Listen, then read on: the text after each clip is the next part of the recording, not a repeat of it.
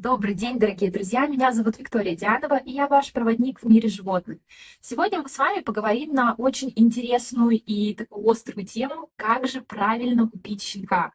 В мире огромное количество пород, их более 360, и они все очень разные. Каждый заводчик говорит о том, что именно его порода самая лучшая, именно его порода подойдет вам и вашей семье. Как не ошибиться с выбором? Мы много сегодня будем говорить про осознанность, поэтому к покупке щенка я предлагаю тоже подойти осознанно. Для этого давайте возьмем лист бумаги и напишем на нем, какого характера собака кажется вам идеальной.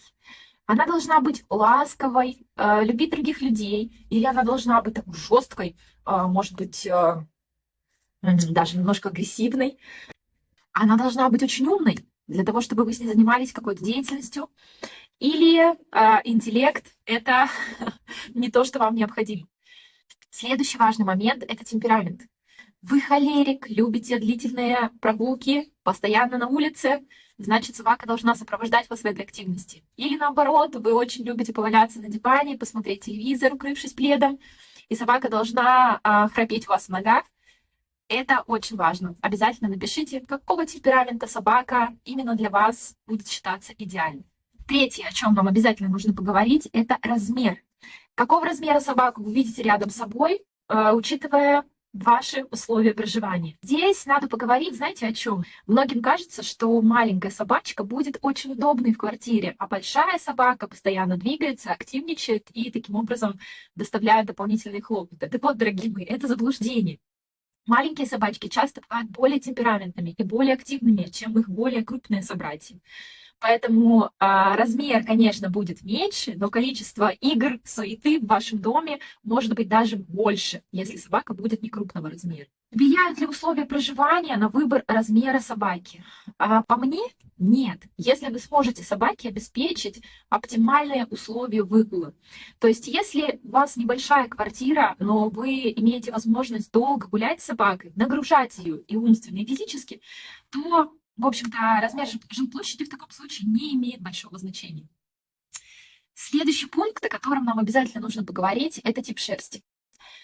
Какого типа шерсти собаки вам нравятся? Причем подойти к этому тоже нужно осознанно, не с позиции насколько ее приятно трогать, хотя и это тоже, а с позиции, какой уход за собакой и какой уход за собственной квартирой вы будете осуществлять. Этот вопрос крайне важен, потому что это ваш быт. Это то, с чем вы будете сталкиваться каждый день, день ото дня на протяжении многих лет. И если вам уже сразу эта мысль кажется не очень хорошей, то поверьте, с годами этот момент будет раздражать вас все больше и больше. Поэтому нужно уделить ему большое внимание до покупки щенка. Давайте подробнее.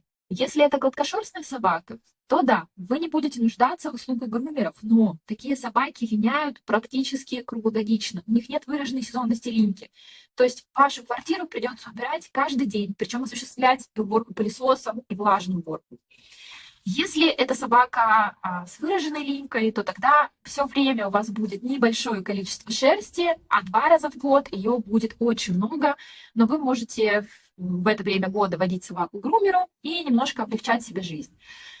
Если у вас есть возможность водить собаку к грумеру, но вам очень важно, чтобы дома постоянно было чисто, чтобы ваша машина была все время чистая, возможно, ваш выбор — это пудель или какая-то не линяющая порода, без выраженной линьки. Да, такая собака требует определенных усилий в плане груминга, но вы можете отдавать ее в салон, а дома и в машине у вас будет всегда безупречная чистота, а от собаки будет вкусно пахнуть шампунем, вы не увидите ни одной шерстинки. Может быть, вас привлекают породы вообще бесшерстные. Такие породы тоже есть, но уход за такой собакой должен осуществляться тоже достаточно тщательный. Это уход за кожей, это мытье собаки еженедельно, это увлажнение кожи. Важно понимать, какой именно для вас является наиболее легким. Следующий пункт — это здоровье. Нужно понимать, что гигантские породы и породы той разновидности более подвержены каким-то проблемам. Здесь еще, знаете, какой очень важный момент. Многим владельцам кажется, что, покупая щенка от тестированных родителей, вы гарантируете себе здоровую собаку. К сожалению, это не так. Собака живая и приключиться может все, что угодно. В момент роста и развития щенка никто не даст вам гарантий, как поведет себя конкретный организм. Поэтому, конечно, покупая щенка от тестированных родителей, вы в большей степени защищаете себя от возможных болезней, но не полностью исключаете их. Также нужно отметить, что в разных породах есть набор генетических заболеваний, который свойственен той или другой породе. И об этом тоже не нужно забывать. Можно почитать об этом в интернете, можно спросить заводчика. Обычно, если это ответственный заводчик, то он тестирует производителей на конкретный набор генетических заболеваний, который может быть выявлен у данной породы. Ну и следующий важный аспект, который я бы хотела осветить, это заводчик и контакт с ним. Владельцы, особенно в начале своего пути, они, как слепые котята, делают много ошибок. Исключительно потому, что у них нет опыта. И, безусловно, прекрасно, если рядом с вами есть человек, который поможет вам советом, который поможет вам, ориентируясь на собственный опыт, принять верные решения. Как же выбрать хорошего заводчика? Дорогие мои, для каждого хороший заводчик свой. Почему? Потому что мы все очень разные люди, и нам всем нравятся совершенно разные вещи. Если вы экстраверт, вам нравится общаться, вам хочется делиться впечатлениями о том, как растет ваша собака, фотографиями, вам хочется разделять эту радость с кем-то, ищите заводчика, который будет откликаться на это и который будет с вами активно взаимодействовать.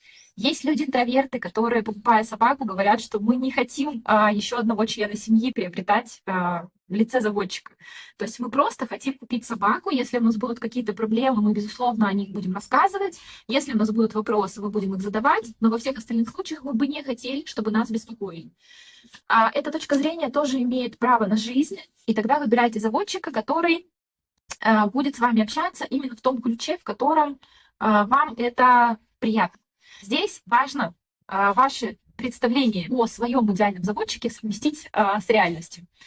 Какой совет я могу дать, если вы чувствуете неловкость на этапе общения, если вы чувствуете, что что-то не так, не покупайте собаку в этом месте, даже если она очень хорошая, потому что этот дискомфорт будет нарастать с каждым, скажем так, месяцем жизни вашей собаки. На этапе взросления щенка всегда возникают какие-то трудности, всегда возникают какие-то моменты, которые вам придется решать заводчиком.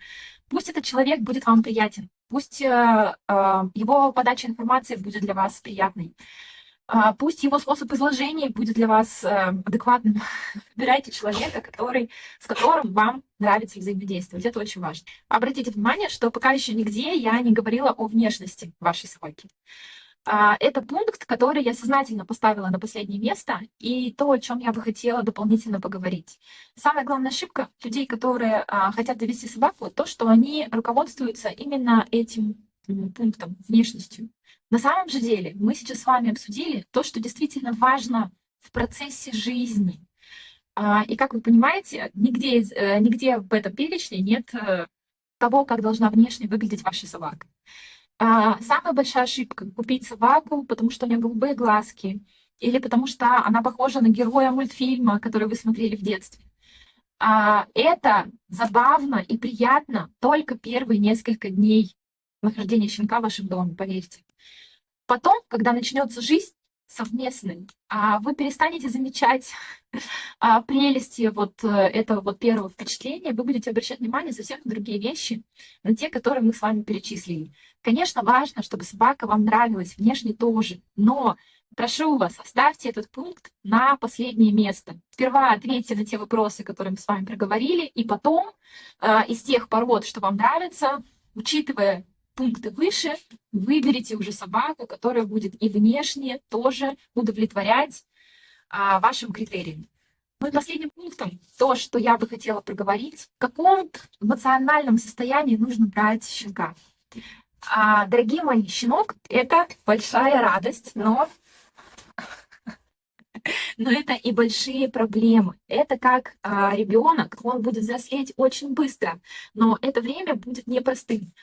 Он будет кусать вас своими острыми зубками, он будет хулиганить, он будет грызть обувь, он будет писать, вам придется все это убирать, будет будить вас в 5 утра, и еще до первой чашки кофе вам придется натягивать штаны и бежать на улицу. Все это требует большого внутреннего ресурса. Мы здесь говорим про то, что и вам, и вашей собаке в жизни друг с другом должно быть комфортно. Поэтому я рекомендую вам прислушаться к себе, в каком ресурсном состоянии вы находитесь. А есть ли у вас возможность отдать кому-то часть вашей энергии, часть вашей любви, часть вашей души? Если ответ «да», то вы готовы к покупке щенка. Если вы понимаете, что сейчас тяжелое время, вы устали, или у вас плохое настроение, или есть какие-то домашние бытовые проблемы, отложите покупку щенка на то время, пока вы будете в состоянии внутреннего комфорта и внутреннего ресурса. Поверьте, лучше немножко терпения, тогда и вы, и ваша собака будете вспоминать это чудесное время с большим удовольствием. Надеюсь, что это видео было полезно. Обязательно ставьте лайки, подписывайтесь, пишите в комментариях, о чем бы вы хотели услышать. Всем пока, до новых встреч!